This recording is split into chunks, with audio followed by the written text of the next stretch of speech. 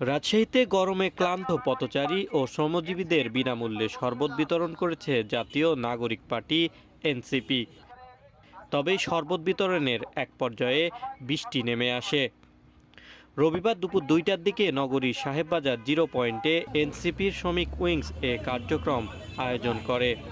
যত শ্রমিক এবং পথচারী যারা আছেন, বাজারে যারা বাজার করতে এসে ক্লান্ত হয়ে গেছেন, তারা এ সময় ভ্যাপসা গরমে ক্লান্ত পথচারী, শ্রমজীবী মানুষ, রিকশা, অটোচালক ও সাধারণ মানুষ ঠান্ডা শরবত পেতে ভিড় জমান।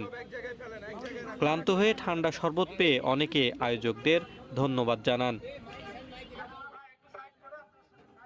এ সময় কর্মসূচিতে রাজশাহী মহানগর এনসিপির শ্রমিক উইংসের সদস্যরা উপস্থিত ছিলেন।